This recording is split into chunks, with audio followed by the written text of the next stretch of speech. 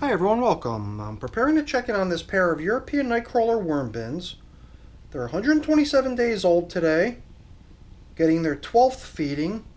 I came down here with some potato peels, and at the bottom of the container is a mango that I had cut in half. This stuff all came out of my freezer. The mango was a little bit thawed out when I started cutting it in half, so it started kind of getting squishy in my hand and stuff, but I did manage to somehow keep it intact for the most part and cut through the seed even. So we're going to give them that stuff. And well, let's see here. 12 days since we last checked in on them. I think there was a 12-day interval last time we fed them too. But the novelty item in these systems are some corn cobs that these worms have been working on for a long time. Even before they were moved into these bins here, they've been working on these corn cob bits for over a year at this point, and we're up to day 383 on the corn cobs. And at this point, one of the bins has 2 pieces of corn cob remaining in it, the other one has only 1. I only skimmed through the video really quick from the last check-in just to try to refresh my memory on how things went in here, and I don't think there was anything too out of the ordinary going on. I could see that one of the feeding zone indicators that we had marking where we last fed in bin number 2 is holding up pretty good. However, the feeding zone indicator over here in bin number 1 looks like it has kind of gotten to the point where we might just use it as supplemental bedding down in the feeding zone. And yeah, we'll upgrade them. I've got another one that we could deploy into bin number 1 as a replacement. So why don't we do that? Let's see here. I usually try to get the corn cobs out of here without breaking them, because the only way that they've been able to last for so long, 383 days at this point, is by me always handling them gingerly, unless obviously I do something accidentally to damage them. And at this point, it is just a curiosity to see how long corn cobs can last in a worm bin if they're not given any assistance in the breakdown process. I mean, the last pair of bins that I checked in on are my newest systems that were deployed with corn cobs in there as a welcome meal. And at the first check-in, which came on day 14, I was already able to start snapping those corn cobs that were placed in there for the worms into little pieces. So I already broke one of the corn cobs over there after only 2 weeks in service. And what I'm doing with these corn cobs to see how long they last undisturbed is certainly the exception, not the rule. In most cases, I'm all about trying to see how quickly I can get things to go from start to finish and get fully broken down in the worm bins. It's not my thing to try to make things last and last and last. But here it just seemed interesting. I think the only reason we went to the trouble of trying to not interfere with the breakdown process of these corn cobs was because I had done some prep work on these corn cobs to see if perhaps freezing them and soaking them and doing a few things to them would help speed the breakdown process. I think they soaked in water for some time before they were introduced to the worm bins. Now here I'm assuming that bin number 1 was where we had 1 corn cob bit, and that over here in bin number 2 is where we had 2. But so far I've not even encountered one of them over here. And even the corn cob bit that we encountered over in bin number 1 seemed like it had a pretty good size crack down the edge of it. Almost like if it was already at the point where we can no longer consider it as being in the game anymore. Because I decided that if it can no longer hold together in a cylindrical tubular shape anymore than any corn cob that is past that point. Then it's no longer in the game. But I'm pretty sure we had 3 of them last time we came in here. Would be kind of interesting if we're now only down to 1. How could it be that I'm not finding it, or either one of them, if it's really here that we've got 2? Like I said, I would always attempt to return them to a position sort of dead center in the feeding zone, and that's kind of where I went looking for them.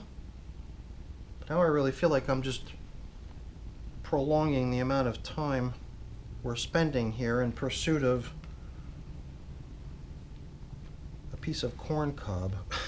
It almost makes me wonder if perhaps today would be the day to conclude this experiment, considering we're having no luck finding them over here in bin number 2, and over in bin number 1 what I did find seemed to have a big crack in it, almost so cracked that it might not even really be a cylindrically shaped object anymore, disqualifying it. And obviously if something can't be found anymore, then that's clearly out of the running too. Well, you know, I'm not sure what to make of the situation, but unless we're able to locate another corn cob, this experiment might be over. You know, let's just proceed.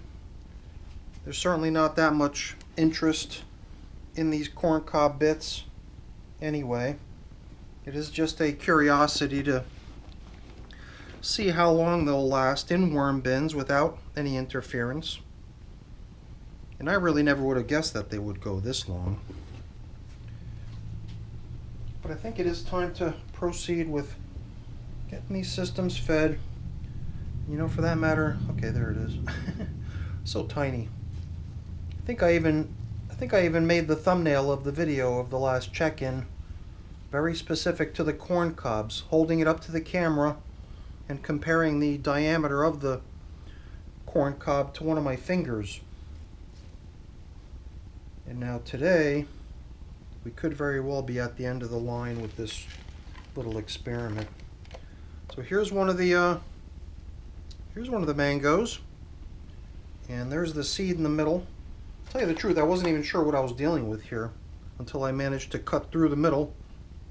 Once the knife hit the center, and I, you know, was sensing the hard pit in the middle, I kind of knew that I had a mango. I guess I took a good whiff of it too to see what it smelled like, and that was also a clue. But it was coming out of the freezer, so it wasn't kicking off a great deal of aroma, so the pit was, I think, the main clue. And that right there is pretty much their feeding. Now we're gonna sprinkle in some eggshell grit, and that was a pretty generous portion, I must say. And I've also got a little bit of coffee here, so let's give them some of that too. And at this point, we're really at the covering up stage, at which point the corn cob bits would always end up back in the feeding zone. But look at that thing. It's got a big huge crack down the side of it, and you know, me just trying to get a little itsy bitsy bit of movement out of it pretty much caused it to fall apart. So this piece is now definitely technically out of the game, since it's no longer cylindrical in shape, and it may not have even been that anymore. It might have just been sort of a, you know, a part of a arc or part of a cylinder anymore. And well, unless we just happen to magically stumble on what I thought was the 2 remaining corn cob bits, I think the experiment is over. Yep, you know, I don't think I'm gonna spend any more time on this. If one of them actually surfaces in future check-ins, it'll be just sort of a little surprise for us, I guess, but I think it is time to cover up the feeding zones. And perhaps what we'll do here today is something I do once in a while, which is to just not disturb the outer edges of the systems. I only went scrubbing through the video super quick from our last check-in, so I couldn't even tell you if we might have already done this last time too. And if we did, then the worms hanging out on the outer edges are getting a nice respite from me constantly agitating the material that they're occupying. But that probably also means that the next time we come in here, we probably will stir up the outer edges and combine things a little bit here. Before we cover up, I'm going to bring in my box of leaves, which I recently reloaded. No, it looks like I've been using this stuff a little bit here and there too. But you know what? Let's not forget, we want to get some feeding zone indicators in here, which I usually like to place into the systems before I start sprinkling in the top dressing. So let's get that taken care of. And then in can come the nice leafy matter.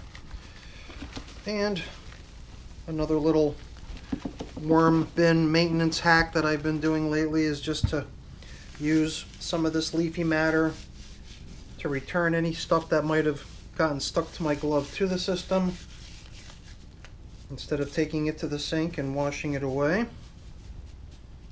So we'll do that here as well, and we'll be finished.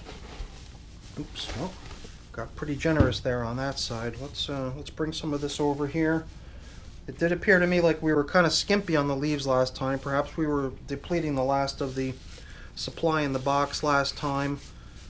That was the one thing that sort of stuck out when I reviewed the video from last time, was how very few leaves seemed to make it into this top dressing that we applied last time. And I guess the other little clue of what we found last time was just in the way the plastic coverings were left here.